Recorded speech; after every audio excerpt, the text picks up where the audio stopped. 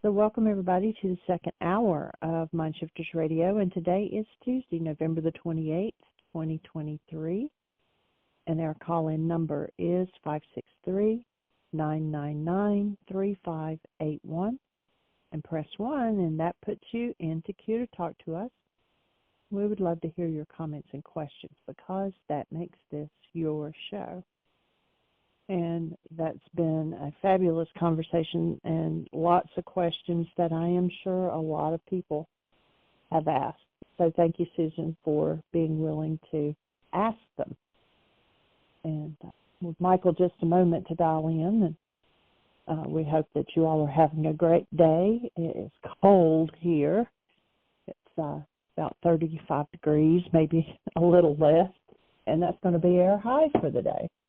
And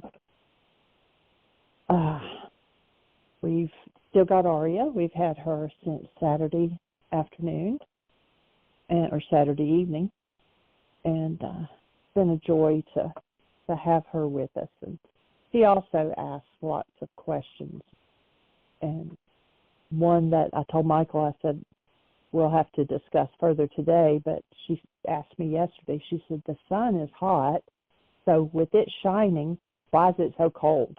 And,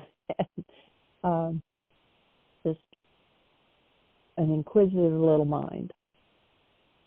Michael introduced her to taking an herbal bath that had sage and all these other herbs in it and everything, and she absolutely loved it. And so she asked if he could make up some herbs and do it again tonight. She's opening up to so much.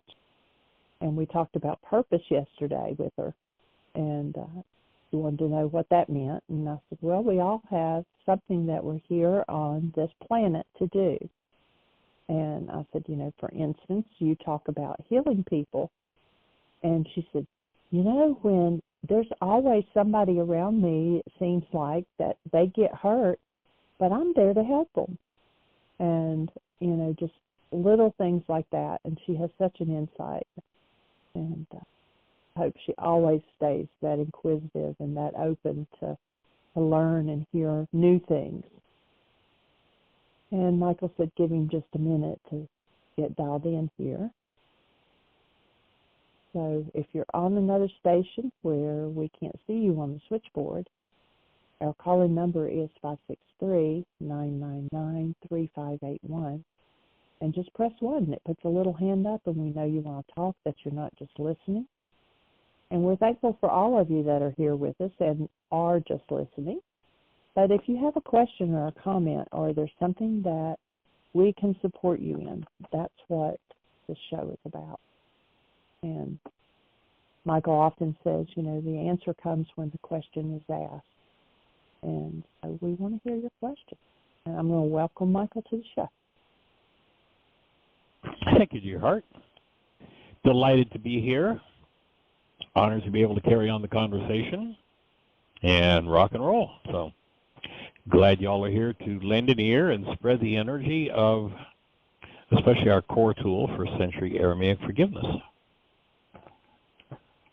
An awesome and amazing tool that goes all the way back 2,000 years ago to a mind that was beyond the mind that at least I normally live in, so much appreciation for that. I did hear from a couple of people yesterday after our conversation about the Avison sale, where they're, buy one, get one free, and it ended at 11:59 last night Pacific time, and I got a text this morning that the sale was going to be extended to the end of the month, so it'll be the last day of the month is that same time. So if anybody's interested in jumping in on that. And I'm so open to investing in one machine if somebody doesn't need two and wants to take advantage of that half price special. And so that's rock and roll. And beyond that, Miss Jeanie, do we have anybody in the phone queue with a hand up? Anything happening in the chat room to start our conversation out? No, it is all quiet. No hands up. And I checked my email just before the show, and I have no questions via email either. So all is quiet on the Eastern Front. Yep. Well, where shall we go with our conversation today? I didn't have a plan in particular today. Been engaged in several different things. So somebody set a direction for us. Somebody put up a hand, ask a question. What would you like us to talk about? Where would you like to head with today's show? And or do you have any thoughts, Ms. Jeanie, about where we might, the direction we might go today? No, I was just sharing earlier while I was waiting for you to get on the switchboard that Arya's asked a lot of questions and that she's open and being introduced to different things. And you introduced her to an herbal bath last night. And we had a blast. That was awesome. Totally enjoyed that. That was fun. I did too.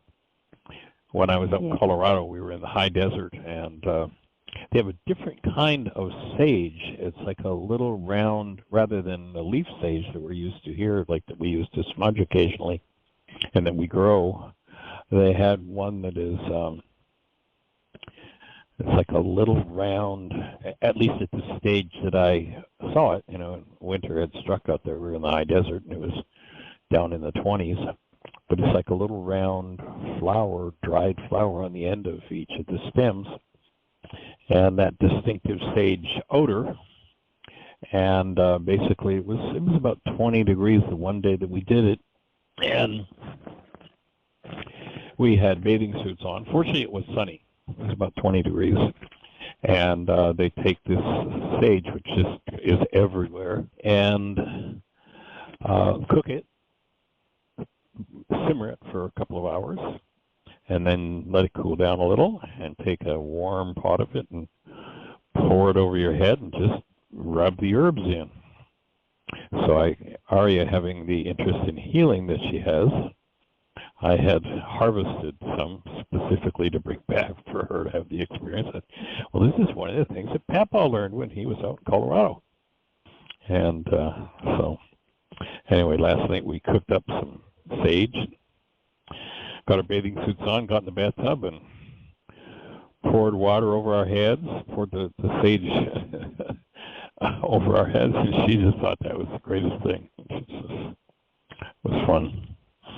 Well, one of the thoughts that comes up, we have a MindShifters and Still Point Breathing Club, and we haven't really talked about MindShifters in a while. And so my thought is to maybe get into the idea of MindShifters once again for our new listeners, or maybe a reminder for our listeners that have been around for a while. And the whole principle behind a MindShifter is that what we call the mind, the process of information moving within us, we call them thoughts, take as it really isn't the mind and it really isn't thinking. If I say, don't think about the color of your car, and then I ask my audience, what's happening for you right now? Most everybody says they're thinking about the color of their car. Well, when you realize that we live in an energetic world, a world of resonance, if I set up a frequency with what I call my voice, literally air molecules moving in response to this little flap of skin in my throat, oscillating, vibrating, that energy hits your eardrum,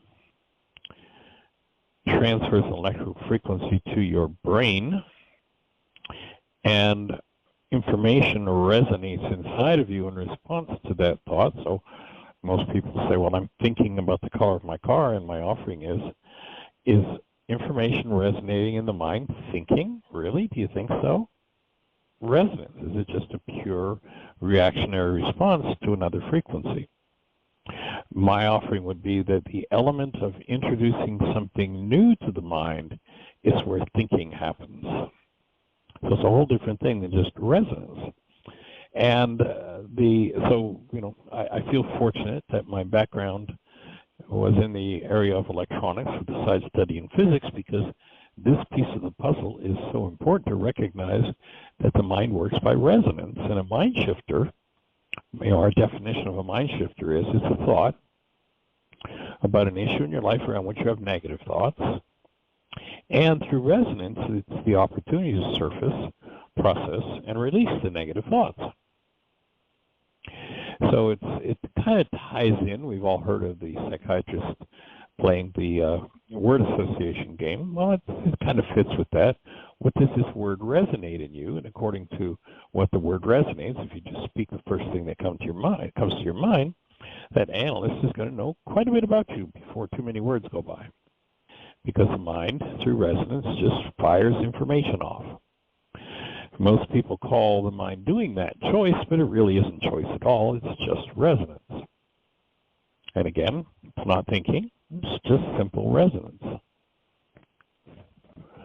However, recognizing that that's what causes this thing that we call the mind to operate,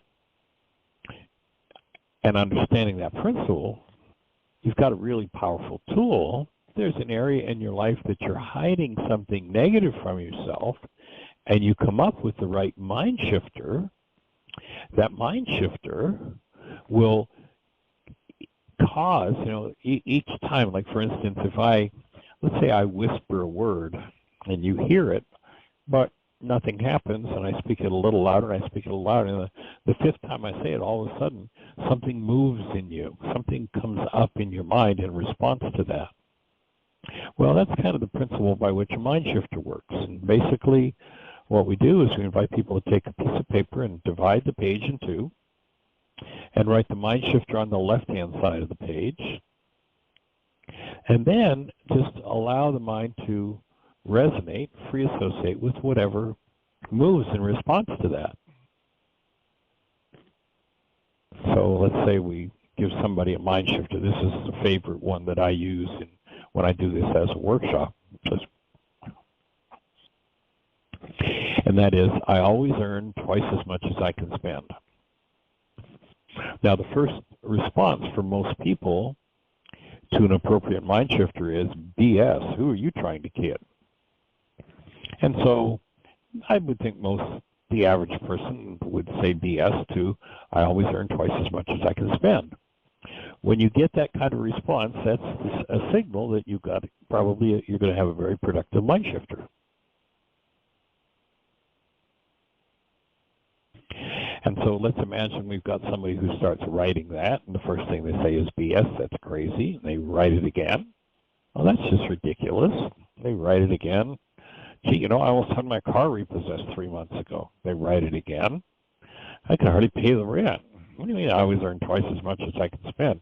I've never had enough money. I've never been able to pay my bills. I face a very uncertain future because of money. So, the mind starts to free flow with information. Each time you run out of things to write in response to the mind shifter, and we always suggest you do it as a written process, then you write the mind shifter once again to add energy to those brain cells that have perhaps a moment ago were unconscious, and there comes a point where when enough energy is added to them, their amplitude, their strength is increased, and you become aware of the content that you've perhaps been hiding from yourself. So somebody might go along and they write that mind shifter, I always earn twice as much as I can spend. It's like, well, that's crazy. I always earn twice as much as I can spend. Well, I've never known anybody that was that wealthy. I've always earned twice as much as I can spend. Yeah, oh, geez, when I was a kid, there was always a struggle for money. I always earned twice as much as I can spend. Oh, listen, that's just crazy. I can remember, my whole life long, I watched my parents struggle until they divorced. I always earn twice as much as I can spend. Yeah, I'd totally forgotten about this, but I remember the last time that I saw my father, he was going out the door in a rage over a fight he had with my mom around money, and he never came back. Bingo. There's a real key core energy that in order to remove the unconscious influence of that experience, it needs to be surfaced and processed through. And so if somebody's got a mind shifter and they're really going for a key important issue, we'll suggest that they spend 2, 3, even 4 hours. Make sure the phone is off, go into a quiet space, and just write. And let whatever comes up in you move. And then, and do it without censoring. Any thought that comes to mind, the good, the bad, and the ugly, doesn't matter, just write it out.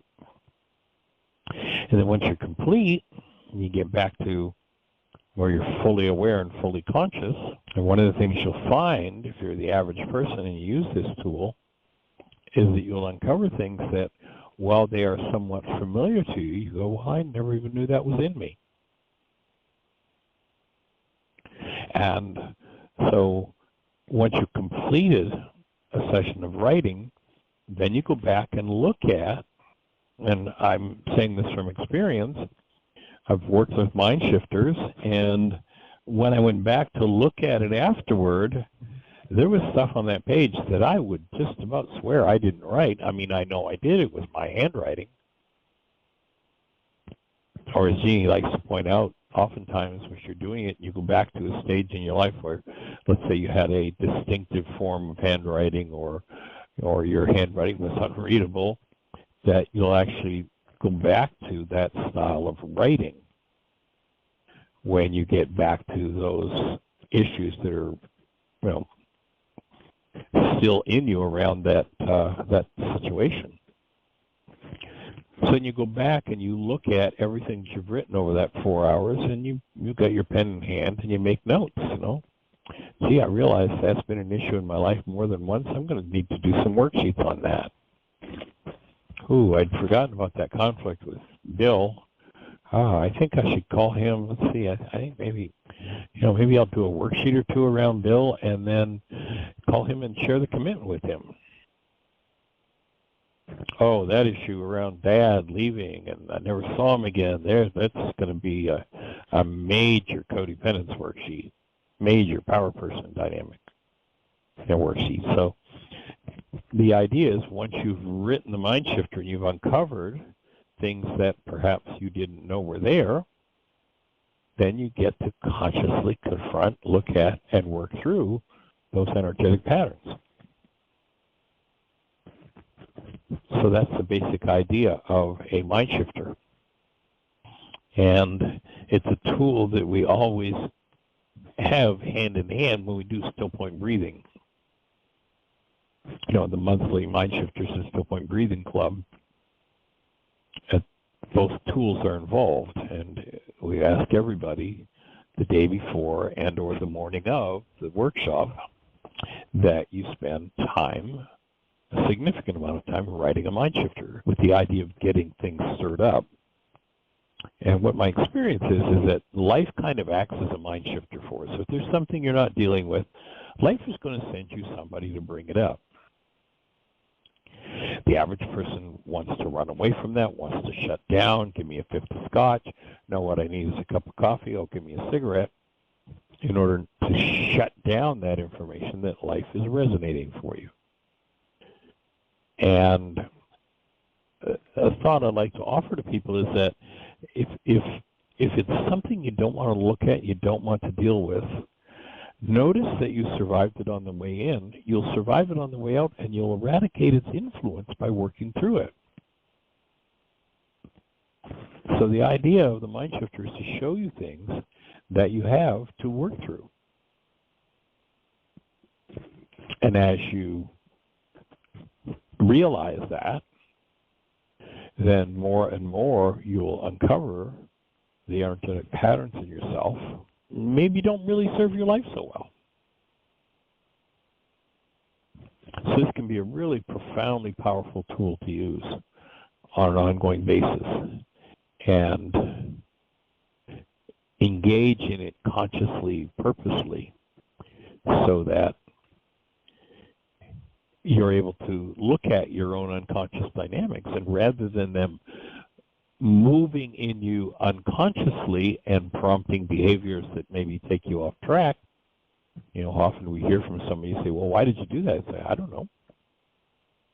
Well, if you did something and you don't know, then there was obviously an unconscious goal and a prompt toward bringing that issue forward. So the MindShifter is a really powerful tool for touching into what's at the root of the unconscious dynamics in our lives. You know, in the ancient scriptures, when they said, take care of the heart, for out of it are the issues in life. When you start writing, what you're doing with that MindShifter is you're resonating what's in your heart or your unconscious. In our modern updated language, that word would be take care of the unconscious, for out of it are the issues of life. And they further said, look to the lives of the fathers, for ours is but a shadow of theirs upon the earth. Oftentimes, the thought disorders that run our lives are nothing more than inherited thought patterns, inherited patterns of thinking that can be removed and we can be freed from their influence. And that's the bottom line objective of all of this work, is to be empowered, to clean up your mind, to forgive everything in your mind that's based in any form of hostility or fear.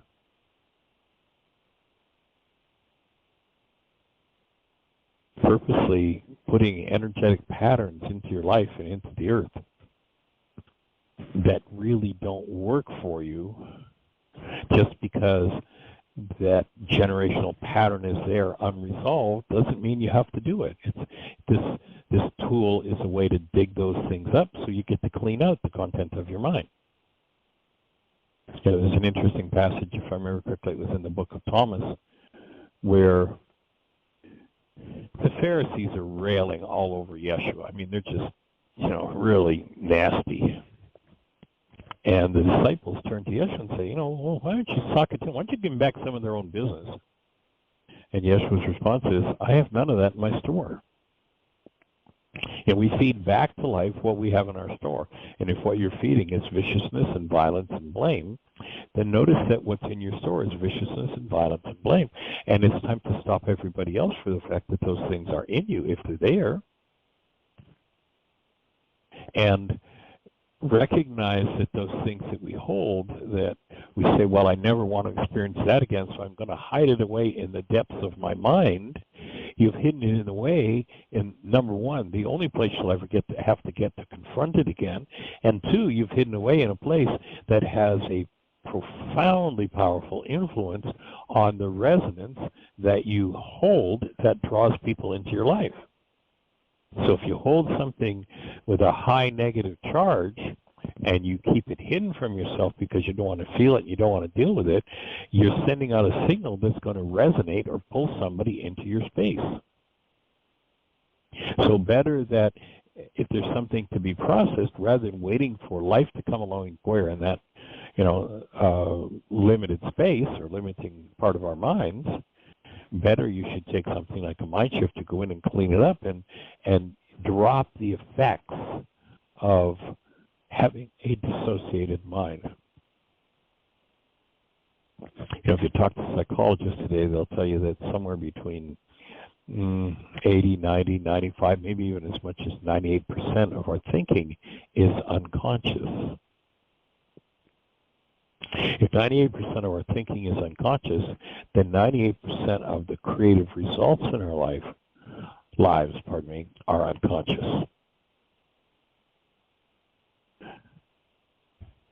And recognizing that, the objective here is, when they said the veil of the temple must be rent in twain, they were saying your body-mind unit has a barrier, a veil between the subconscious and the unconscious. And sooner or later, that's got to be open, and you got to look at what's in there. Otherwise, life just keeps coming along and kicking you right square in the limitation, right square in that place that you hold hidden from yourself inside of you. So along with the whole series of tools that we have, this one of MindShifter is a really powerful way to start to uncover and become cognizant of, own, and work through generational patterns that really you have no use for as a human being. So that's one of the objectives of that tool called MindShifter. And the MindShifters Still Breathing Club is something that happens the third Saturday and Sunday of every month.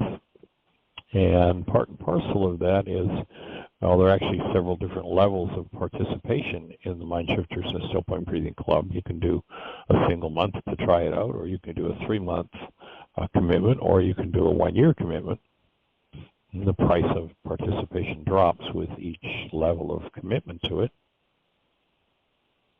And we have been going now, I guess we're up to 19 months or 19 sections of MindShifters.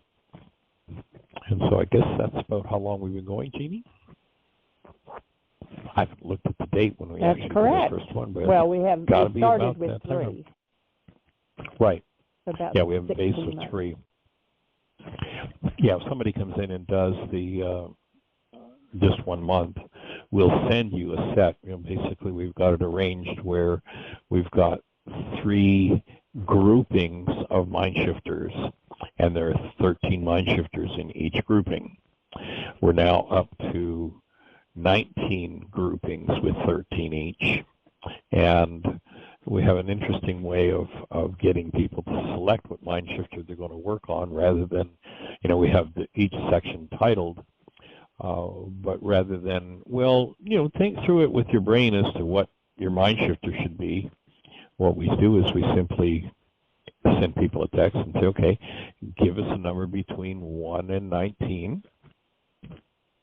First thing that comes to your mind, and this is a system that I've used for decades of having people select MindShifters. And what happens is, by those 2 numbers, they land on a certain issue. And it's always quite hilarious when we're doing a live intensive, because people have been together, by the time we breathe, people have been together 4, 5, 6 days, and they're getting to know each other fairly well. And so when we do the numbers system and somebody calls out their MindShifter to get it in the group, they give us the numbers and we read it off to them. It's often quite hilarious because the numbers just take people right to the core of what's going on in their lives.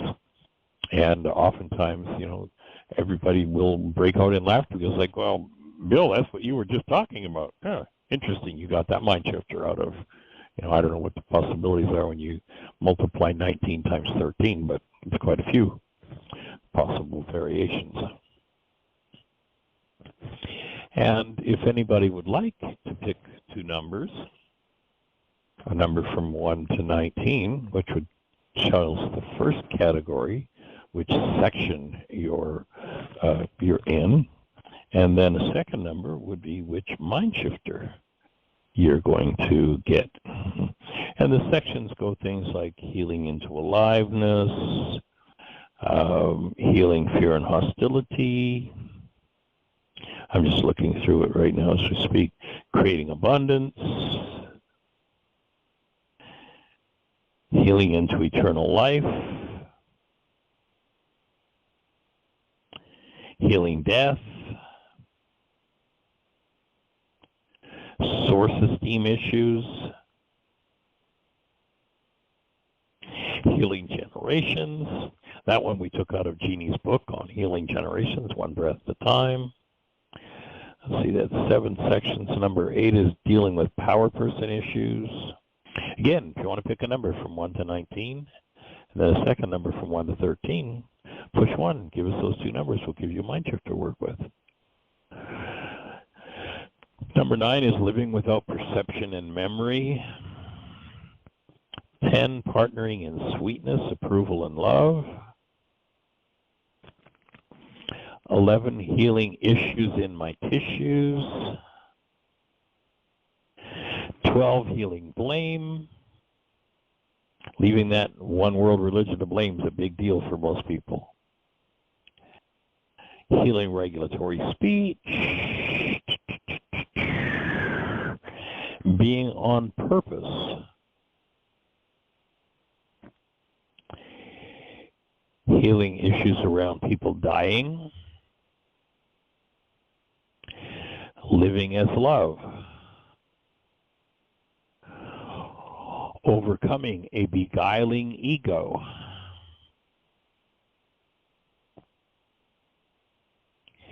Healing family traumas.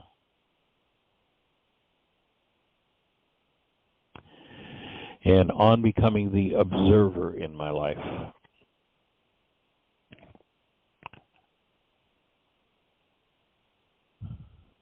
Our next section is going to be on healing power person dynamics. So there are the sections that we go through. In each one, there are 13 different mind shifters. So again, if you want to pick two numbers, push 1. And Jeanie will introduce you by your area code and give us your two numbers. We'll give you your mind shifter.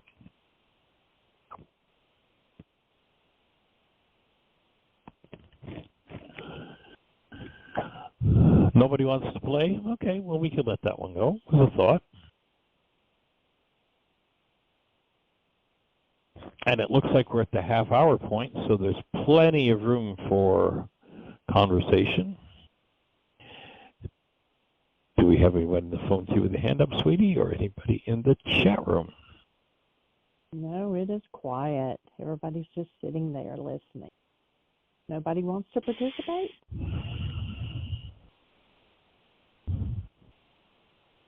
So let's get some interaction going today. Let's hear from you. What's on your mind?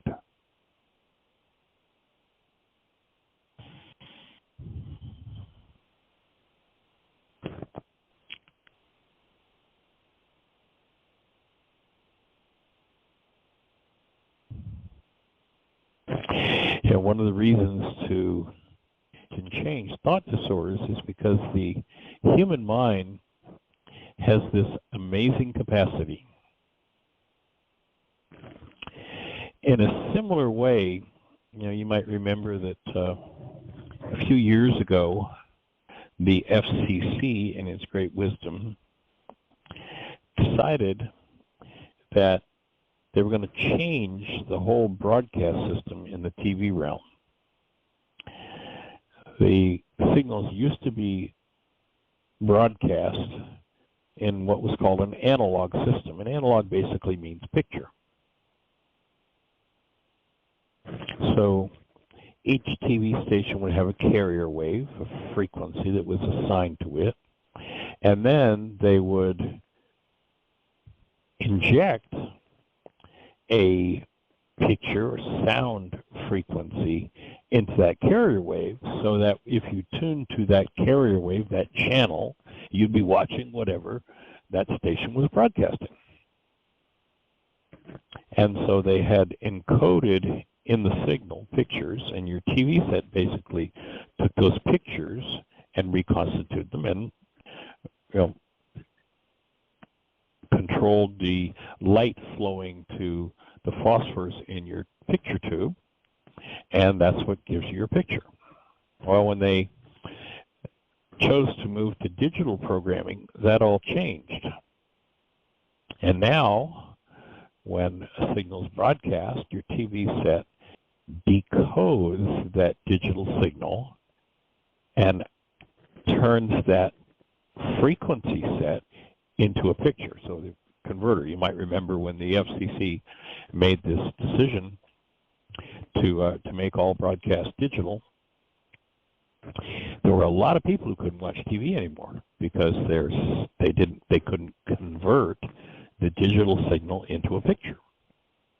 And you might remember that those who, I guess you got to keep the brainwash going, so you had to make sure everybody had access to TV. And so the government said, well, if you don't have a TV that will decode a digital signal, we will purchase for you, we will supply to you a digital converter. So you hooked the digital converter onto the analog TV. And the digital converter converted the signal to a picture so that you'd be able to watch TV still. Well, something we haven't been taught is that the human mind converts digital information into pictures. Now, there's a false teaching in the world that we have eyes, and with our eyes we look out onto the world and see what's happening out there. My offering is that is 1,000% false. You will never see anything with your eyes. The eye, as such, is an antenna It's a device that receives light frequencies. And when that information comes into the eye in the form of a light frequency, the brain decodes it, and what is resonated by it, and in decoding it, turns it into, it's a converter, basically, that turns it into a picture. So rather than looking outside with your eyes at what's going on in the world, what you're always looking at is the converted signal that now is a picture projected by your brain. So you're not seeing with your eyes. It's a total falsity. You never have and never will see anything with your eyes. The eye is just an antenna that brings frequencies into the mind, information. And then the mind, according to what's resonated by those frequencies, literally produces a whole world. And most people do not know it, but we've been brainwashed to substitute that picture reflected in the mind for what's going on in the actual world. So we define the converted energetic patterns that have been turned into pictures in your mind, we define that as perception. And what most people do is they totally and completely live their lives in perception, never knowing that their perception is simply a reflection of what's going on in their minds, and that their mind is converting into digital images. There is an actuality in the world that if we weren't locked into perception, we'd have a much better chance of experiencing. But most people unknowingly substitute the digital output of their minds for the experience of what's actually going on in the world. You might remember in the ancient scriptures they talked about, beware you who judge another, for what that in which you judge another, you have been guilty of practicing. Well, how could you know that? Well, all you have to do is listen to somebody's conversations, and if you understand that the words people use, the pictures people see, are always informing them first and foremost about the content of their own minds, then you have a key way into starting to eradicate the limitations in that mind and to move out of the space where actuality, what's actually going on in the world, is blocked by realities, by perceptual constructs of the mind, and that we create a substitution. If our eye were actually seeing, we'd be able to see actuality, but we substitute this digital conversion process. What's moving in the way of mind energy, we turn that into pictures. If you don't like the pictures you're seeing, and especially if you don't like the way those pictures feel when they're moving in you, your feelings are purely a reflection of what's resonating inside of you in the way of mind energy. If you go to the opening words in the book of John, where we're told it says, by the Greeks, in the beginning was the Word, and the Word became flesh, and they equate that word with Yeshua. If you go to the Aramaic, it doesn't say that at all. What it says is, in the beginning was the mind energy, or the willed action, and the willed action of the mind energy became flesh. So we do this conversion process, and we see not what's going on in the world. I had an interesting insight from Arya. That's probably a year ago now, that she had wanted to watch a video on anatomy and physiology, one of her favorite subjects. So she was 4 at the time, and we pulled up a cartoon of a kid's anatomy video, and it's got an outline of the human form and all the organs in it, and the organs just kind of slide out of this outline body onto the floor in order of size, the smallest to the largest, and then each organ in turn, when it's its turn, it's featured, it's kind of on the stage in the cartoon, and it sings and tells you what its capability is, what it does. And when it was the eye's turn to sing, and this is not anything I'd ever said to Arya, she's 4 at this point. The first year and a half of her life, 2 to 3 days a week, she was always sleeping on my shoulder. It was her nap time at the time we did radio shows, so I just had this sweet experience of a good year and a half where literally every day she was sound asleep on my shoulders. I'm doing the radio show. So she's got a lot of brain cells that she's built over the years. But the eyes come up and it's their turn to sing and tell you what their part are.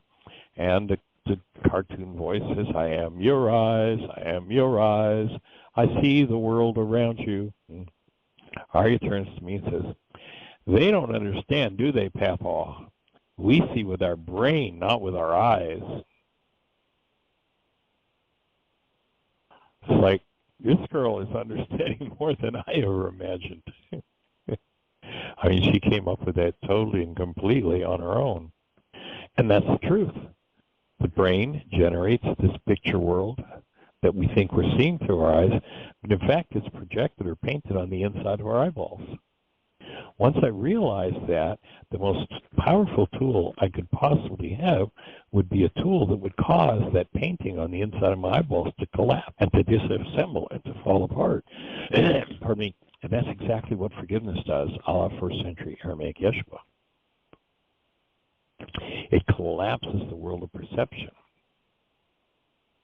And that in turn makes space for us to touch into the actuality. The MindShifter is a tool that's used in an intermediate way, that is between living in actuality and being stuck in perception. The MindShifter is a way to start to clean up the thought disorders that produce the projection of this picture of some terrible thing that's I'm imagining is outside of me, but I never stopped to logically think through it and recognize, well, here it is. I believe this thing is outside of me, but I'm the one that's feeling it. How can I feel what's going on outside of me? This must be going on inside of me. That's why I'm upset by this picture in my brain that I call Bill or Harry or Mary or Hortense. That's why I'm upset when they say those words, because the upset is inside of me, and those words resonate the upset that I then, if I'm in denial, use to build my brain's image of them. And by doing so, they show up in my mind. I get a digital picture of them in my mind doing whatever it is that I believe they're doing to me. And that's a reflection or a conversion of mind energy to the appearance of flesh. So when I wake up and I start to have a tool with which to access and remove my thought disorders, then my picture world changes, because the energy that is at the root of them is shifting. And basically what we want to do is get back to where there's no corruption within the data held in the human mind. Hostility and fear are markers for corrupt data. Whatever hostility or fear is moving in someone's mind, that hostility or fear is an emanation, an energy reflected from what's going on inside. That's why I'm the one who's feeling it. And when I live in denial, remember our definition of denial is when I think or speak, as though something outside of me is the cause of what's moving inside of me. So in denial, I hide this from myself. I dissociate from it. What I dissociate is an intensified energy by the very act of my dissociation. And that intensified energy, its amplitude raised, becomes what I like to call the creative voice or the psychic megaphone that sends a signal out and invites somebody to do something to me. That's what led the scripture compilers to say, nothing will remain hidden. Everything will be made known in the light of day. Everything you've never dealt with is going to be shown to you, and somebody's going to show up to bring it up for you. And when we have dissociated from something and it's no longer ours to access directly, somebody shows up and resonates that content, then literally that content in our mind is what we use to build our perception of them, the construct in our mind of them. And now they literally show up in our minds with our problem attached, and I swear it must be their problem. Complete projection, a result of denial and dissociation. Once again, this genius Yeshua comes along and says, hey guys, you know what causes your perception? You know what drives the whole process? Your goals. And here's what you do. If you shebag, if you cancel a goal, and shebag is a word that's been translated out of the Aramaic into English as forgiveness, well, the word actually means to cancel. If you cancel the goal that's driving the mind energy that's building your perceptual construct right now, that's showing you that everybody else is the reason why you're hurting. Nobody's touching you, but you're hurting. Why am I hurting? Because there's an energy in me that is corrupt, that doesn't belong here. And if I use this goal to build that particular construct, then the way that I collapse that construct, it takes my pain and puts it in my brain's image of someone else. As Arya said, I'm seeing with my brain, not with my eyes. Can collapse that. I have access to the underlying data, and I get to change that part of my mind by exposing it to active present love. And, you know, we can hold all these unresolved energetic patterns within us. And over and over and over, you know, this is the essence of my book, Why Is This Happening to Me Again? I will resonate somebody in to do it to me again, and when they do it, I'll build a picture of them out of those brain cells that I'm projecting into my brain's image of them. And I'll say, why are they doing this to me again? If I understand that all perception is driven by a goal, and you'll notice that you're never upset with somebody unless they're violating a goal you have for them.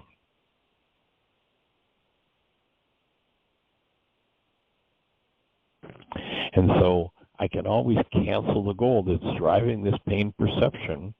And as I move into that as an habitual way of living, I get it to habitually drop into the dissociated parts of my own mind. And as I clean those up, everything changes. My physiology changes, the sensations in my body change, my emotions change, everything changes.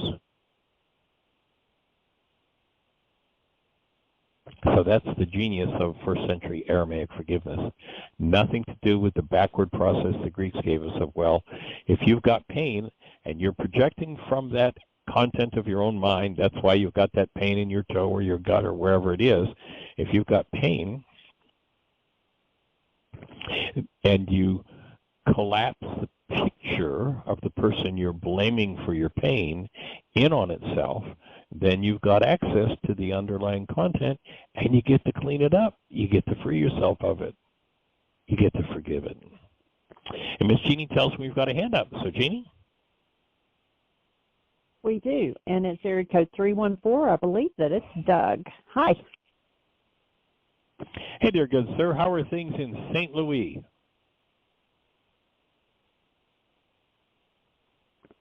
Hello, Doug. Has Doug moved away from the now phone? Oh, there he is. Now can you hear me? You were mute, Somehow John. Yes, I can hear you loud and clear, Doug. Been there, done that. Said I'm actually. How do you be? Well, I'm okay. I'm actually in Minnesota, and I wanted to get a MindShifter, and let's just start with that. And then I can. Then we'll just see if it fits my scenario if we have time. So it'll fit your scenario. 2 numbers. Pardon? From 1 to 19. From 1 to 19. Okay. First number. What number is that? 18. Okay. And then from 1 to 13. 13. 18, 13. Okay. How's that song going? 18, 13. We took a little trip along down the mighty Mississippi. Give me just a second. I'm opening the file as we speak. Took a little bacon and we took a little beans. We caught the bloody British in the town of New Orleans. That's kind of close. Yeah. Resonated some old brain cells for me. Some content from my past. Haven't thought of that song in a while. Okay, here we go. I'm up to about 22, but 19, 18, 13. Here it is. Okay. 1813 is, there was always a safe space for me in my home as a kid. Okay. It's from the section on healing family traumas. There was always a safe space for me in my home as a kid. Okay. And that's it. That's the whole one. That's all of it. That's the whole thing. Yep. Okay. That's it. All right. That's great. And we could add to that, you know, expand out to a safe space where I was always cherished and honored and taken care of. Okay, I'm going to add that. Cherished and honored. Or I'm actually always changing it right this minute.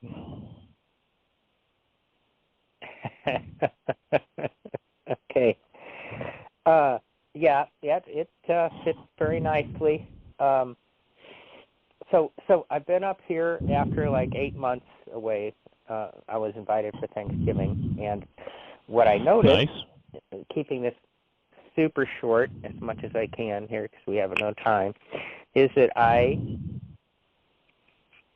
fall back right into wanting to love, serve, be close to her, enjoy and delight. You know, just like it's like that's just what's important to me. It's like that's all that matters to me, and that's what I dug up is that, you know, it's like that's not okay because actually I need another real purpose for my life, not just to love somebody else, not just to appreciate and enjoy somebody else, and quote love. And I know you're going to get me on that, but it's, you know, I'm using the right word because it's because that is the dysfunctional condition that is involved here. And so I think I need to forgive wanting to love her and also guilt from my past relationship failures, including my marriage, because the more initially she wanted us and wanted us to move forward and get married and all that, but I was hesitant. And then as I moved towards it, she moved away from that, found me less and less to be what she needed in her life. And I see this much just recently and during this show that I want, it's like a power person dynamic. It's two things that I see. Power person dynamic of wanting, if I can only be lover enough, be kind enough, be server enough, then she's going to be happy with me and want to go forward in relationship. That's one element. And then the other is I don't want to fail again in relationship, like I failed with my wife. It's like the very thing I couldn't do was the very thing I can only but be compelled to do here. It's like fully accept, embrace, and be happy with. It's like I tried and tried and tried, and I could do it for a while, and then I would fall away from it. Do it for a while and fall away from it. And finally my ex-wife just said, I don't want to be around you anymore. And so I think there's a layer of guilt there, and those two things are playing into this. So, having said that, this MindShifter fits, and if you have anything else in the last few minutes you want to say or offer, because that's where I'm at. It's like, I'll just add that for her, my wanting her to be the center and important in my life actually is like very like, no, I can't be that. You know, it's like that actually, as she moved away and I tried to get closer and did all this, then she was less and less interested in that dynamic. And so that's where it is. And we're good friends. We're getting along here, but it's been interesting to see this come up. So I'll stop talking and listen for a minute. So if you go to the pinnacle of your conversation about your relationship with your former wife, I don't want to be around you. Is there any similarity in what this result has been?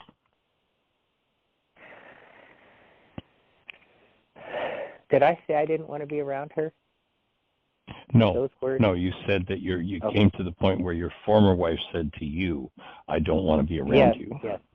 Oh, is there any similarity? Yes. I mean, well, into the degree that, like I moved into, like, okay, yeah, let's get married. This is what I want for the rest of my life, just to love you. And she moved away from that in concert with that, to where it's like, no, this isn't going to work for me, and no, I don't want that. So, yeah, it's like that's exactly what was recreated. Sure, I don't want to be here. My wife decided on the divorce. You know, it's like Diane decided on the departure, on the separation, on the no, we're not going to be a couple anymore. Right. So how about another mindset indeed to tie in with this? Okay. Yep.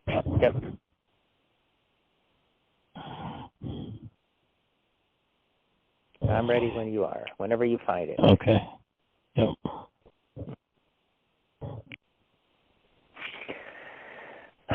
It's safe and healing and uplifts me when the women in my life